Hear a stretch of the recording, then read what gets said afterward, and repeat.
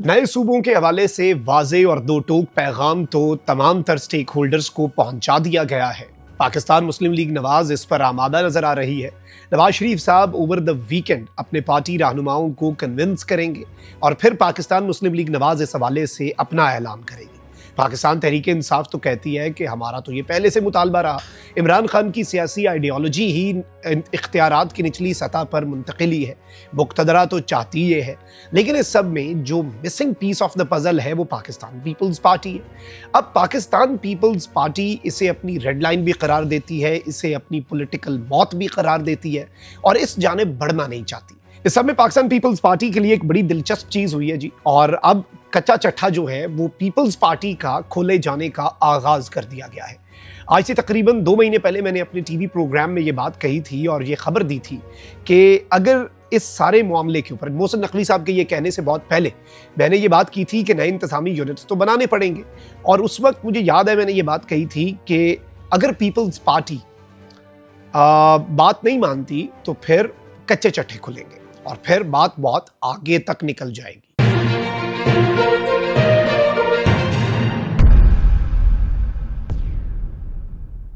बिस्मिल्लाहिर्रहमानिर्रहीम, अस्सलाम वालेकुम। मैं हूं मखदूम शाहबुद्दीन। 7 अगस्त 2026 जुमे का दिन। नाज़रीन इकराम, कुछ इंपॉर्टेंट अपडेट्स हैं जो आपके सामने रखनी है। सिचुएशन इस वक्त बहुत तेज़ी से तब्दील हो रही है। पाकिस्तान का पॉलिटिकल सिनेरियो बड़ा इंटरेस्टिंग हो चुका है।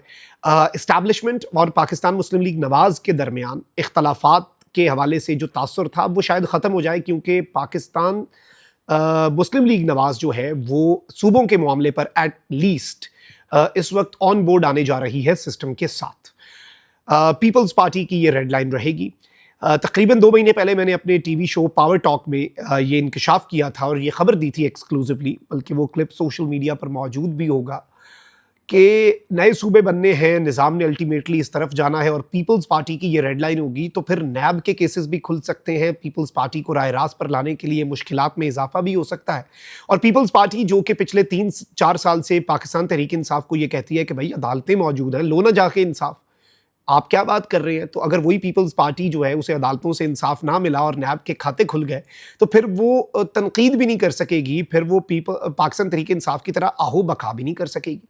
और अब एक तो जरदारी साहब जो है उन्होंने जजों की एक समरी रोकी हुई है, वो क्यों रोकी हुई है उसमें भी इख्तलाफात बहुत ज़्यादा हैं।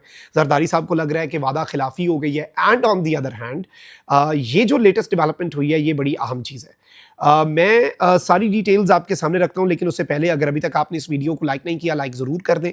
कमेंट सेक्शन में राय का इजहार भी कीजिएगा और पाकिस्तान जिंदाबाद का नारा आपने कमेंट सेक्शन में ज़रूर लिखना है और ज़रूर बताइएगा कि इस पूरे पॉलिटिकल सिनेरियो पर आपकी क्या राय है। सबसे पहले तो ये जो इख्तलाफात वाले मामले हैं इस पर भी आ जाते हैं। और इस वक्त नाज़रीन इकराम एक बहुत बड़ा इंकशाफ भी सामने आया है।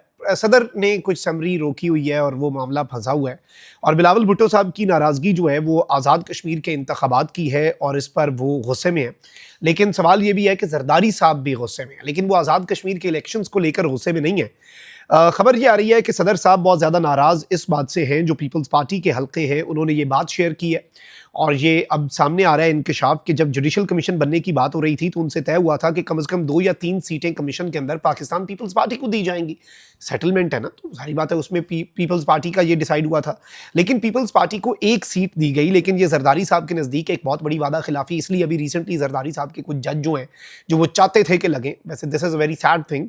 ऐसा होना नहीं चाहिए कि किसी भी पॉलिटिशियन की मर्जी का जज या सियासी जमात की मर्जी का जज, चाहे वो PTI का हो, नून लीग का हो, पीपल्स पार्टी का हो या मेरा पसंदीदा हो, और मैं इन्फ्लुएंस और जुडिशल कमीशन में नंबर गेम की वजह से उसे लगा दूं, तो ये नहीं होना चाहिए। जरदारी साहब के भी नहीं लगे। अब इंटरेस्टिंगली जरदारी साहब तो यही कहते हैं कि नून लीग ने अपने लगा दिए उस जगह पर भी जो मैंने कुछ कोटा मांगा था।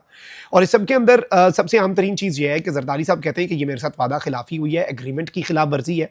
और वहाँ पर भी ये भी हुआ कि बिलावल साहब ने कहा कि आप हमें सीट 1 और 2 दें और मैं खुद जुडिशल कमीशन का रुकन भी बनना चाहता हूँ, तो वो सीट भी बिलावल साहब को नहीं दी गई। बिलावल साहब को जुडिशल कमीशन ऑफ पाकिस्तान का रुकन नहीं बनाया गया। अब एक तरफ तो ये एक इख्तलाफ है ये चले हुक्मरान इत्तेहाद में इख्तलाफात चलते रहते हैं, वादा खिलाफियाँ, वादा पूरा नहीं हुआ, हमें ये चाहिए था, हमें ये चाहिए था, ये सारी चीज़ें छोटी-मोटी हैं, इतनी बड़ी चीज़ नहीं है। पीपल्स पार्टी जो उल्टी गिनती की बात कर रही है, उसके पीछे बहुत से मुहर्रिकात हैं। एक ये भी चीज़ है और पीपल्स पार्टी हुकूमत को ये भी मैसेज दे रही है इनडायरेक्टली कि हम इस बिल्डिंग में से जो कोलैप्स करने जा रही है, हम तो निकल जाएँगे, अगर हम इसमें रहे तो ये तो खुदकुशी होगी और इस बिल्डिंग का अगर हम सतून है तो हम नीचे से हट जाएँगे। ये बातें पाकिस्तान पीपल्स पार्टी कर रही है। पाकिस्तान तहरीक-ए-इंसाफ के पास 2 ऑप्शंस होंगे अगर ये लड़ाई एंड तक जाती है और पीपल्स पार्टी नहीं मानती नए सूबों पर। एक तो ये कि पाकिस्तान तहरीक-ए-इंसाफ एस्टैब्लिशमेंट के साथ अपने मामलात ठीक कर ले, सूबों पर रजामंदी करके। दूसरा ये कि पीपल्स पार्टी के साथ मिलकर शहबाज शरीफ साहब की हुकूमत के खिलाफ एक बहुत बड़ा इत्तेहाद बना ले, जेयूआई भी साथ मिलने के लिए तैयार है, एक नया पीडीएम बन जाए। इस सब में एक तरफ तो ये है, लेकिन वहीं दूसरी तरफ निज़ाम का ये मानना है कि हमने जो काम कराना है वो तो होना है और ये जो काम है ये हम करके दिखाएंगे और ये हम कर सकते हैं। ये हमारे लिए मुश्किल नहीं है।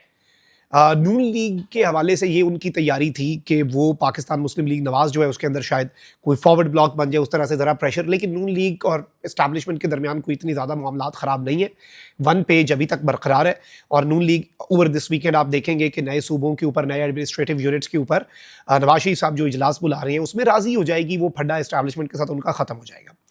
पीटीआई का एहतजाज भी 2 महीने बाद इसीलिए है लॉन्ग मार्च के, अगर उस टाइम तक लोहा गर्म हो गया तो फिर पीटीआई शायद इस चीज़ का फेवर उन्हें मिल जाए कि निज़ाम के अंदर अपनी दरारें डल गई हैं। अब सबसे बड़ी चीज़ ये हुई है कि कामरान खान साहब जो है सीनियर साफ़ी हैं, उन्होंने कुछ नए सबूत जो है वो सामने रखे हैं और पीपल्स पार्टी की गवर्नमेंट जो है उसकी कारकर्दगी का कच्चा चट्टा खोलना शुरू कर दिया। अब ये जो कच्चा चट्टा खुलता है ना, ये बिला वजह नहीं खुलता, ये खाते जब खुलते हैं, और इवन इससे पहले ये मैं ही क्लेम कर चुका हूँ कि नैब तक के केसेस या करप्शन के केसेस या इरेगुलरिटीज़ के केसेस जो हैं वो खुल सकते हैं अगर कोई राज़ी नहीं होता तो, चाहे वो पीपल्स पार्टी हो। तो इस सब के अंदर अब कामरान खान साहब ने बल्कि एक बहुत बड़ी स्टोरी की और साथ लिखा कि दर्दनाक सबूत सामने हैं क्यों पाकिस्तान के बड़े बड़े शहरों में बेहतरीन मैस ट्रांजिट के मंसूबों के बरक्स कराची इस मामले में भी सिंध हुकूमत की मुजरिमाना गफलत, नाअहली और करप्शन का शिकार है। करप्शन बैनुल-अक़वामी डिस्प्यूट बोर्ड ने सिंध हुकूमत की जानिब से रेड लाइन बीआरटी का ठेका मंसूब करने का फैसला गैर कानूनी करार देते हुए मंसूबे में ताखीर की जिम्मेदारी खुद सिंध हुकूमत के इदारे ट्रांस कराची पर डाल दी है। ये रिपोर्ट जो हुकूमत सिंध के लिए खतरनाक चार्जशीट का दर्जा रखती है के मुताबिक इस इंतहाई अहम मंसूबे में नाकाबिले यकीन नाअहली बरती गई। इस मंसूबे की कॉन्ट्रैक्टर को ना मुकम्मल साइट दी गई, ना डिज़ाइन वक्त पर तैयार हुए, ना ठेकेदार को बर वक्त अदायगियाँ की गई और ना ही मंसूबा चलाने वालों के पास इतने बड़े मंसूबे का मतलूबा तजुर्बा था। दूसरी जानिब हुकूमत ने यूनिवर्सिटी रोड 3 माह में बहाल करने का वादा भी पूरा ना किया। अब ठेकेदार 26 अरब रुपए हर जाने का दावा कर चुका है और हुकूमत को कानूनी और माली मुश्किलात जो है उनका बहुत ज़्यादा सामना है। कामरान खान साहब मजीद इसके ऊपर अपनी जो इन्वेस्टिगेटिव स्टोरी है उसमें लिखते हैं कि इस रेड लाइन मंसूबे की तबाही से पहले इससे ज़्यादा बदतर हशर हुआ येलो लाइन मंसूबे का हुआ, और ये उससे भी बदतर हशर है क्योंकि जिसका प्रोजेक्ट डायरेक्टर येलो लाइन के लिए अदा करदा वर्ल्ड बैंक के 8 अरब रुपए खा गया और 8 अरब रुपए की वर्ल्ड बैंक को अदायगी हुकूमत सिंध के ख़जाने से की गई। हुकूमत से वर्ल्ड बैंक ने पैसे दिए, इमदाद दी, कॉन्ट्रैक्टर 8 अरब खा गया, वर्ल्ड बैंक को अदायगी जो है वो वापस हुकूमत सिंध ने अपने ख़जाने से कर दी। और इस सब के अंदर आखिर इन मंसूबों में कैसे करप्शन हुई, असल नाकामी कहाँ कैसे हुई, पूरी हकीकत और पूरा कच्चा चट्ठा जो है वो जरदारी साहब की गवर्नमेंट का सिंध के अंदर, सिंध सरकार का अब खुलना शुरू हो गया। सिंध के अंदर और कराची के अंदर करप्शन और नाअहली, नॉट जस्ट नाअहली, नाअहली होती है इनकॉम्पिटेंस, करप्शन एक बहुत संगीन जुर्म है। उसकी अगर बातें और सबूत पाकिस्तान के मेन स्ट्रीम मीडिया पर इन्वेस्टिगेटिव स्टोरीज अगर शुरू हो रही हैं और उनके सबूत सामने आ रहे हैं, उनकी पूरी रूदाद सामने आ रही है, तो वो कहते हैं बेखुदी बेसबब नहीं गालिब, कुछ तो है जिसकी पर्दादारी है। तो अब शायद पाकिस्तान पीपल्स पार्टी को मैसेज जो है वो इनडायरेक्ट एक तरीके से पहुंचना शुरू हो चुका है। This is a very big development, एक बहुत बड़ी अपडेट थी जो आपके सामने रखना, आपके साथ शेयर करना बहुत ज़्यादा ज़रूरी थी। सूरत हाल तेज़ी से तब्दील हो रही है, कवाकिब कुछ नज़र आते हैं, कुछ पाकिस्तान के पॉलिटिकल लैंडस्केप पर क्या होगा लिटरली इस वक्त किसी के लिए अंदाज़ा लगाना मुश्किल है। इंटरनेशनली बहुत कुछ आज होने जा रहा है, उस पर भी बात करेंगे हमारे इस यूट्यूब चैनल पर। आपको पता है कि हम सिर्फ पाकिस्तान की पॉलिटिक्स नहीं बल्कि इंटरनेशनल जो मामलात हैं उन पर भी हमारी कोशिश होती है कि नज़र रखें और तमाम तर चीज़ें जो हैपनिंग्स हैं उनसे हम आगाह रहें। तो ये सिलसिला जारी रहेगा। कमेंट सेक्शन में राय का इजहार ज़रूर कीजिएगा। अपना बहुत ख्याल रखिए। अल्लाह निगहबान। पाकिस्तान जिंदाबाद।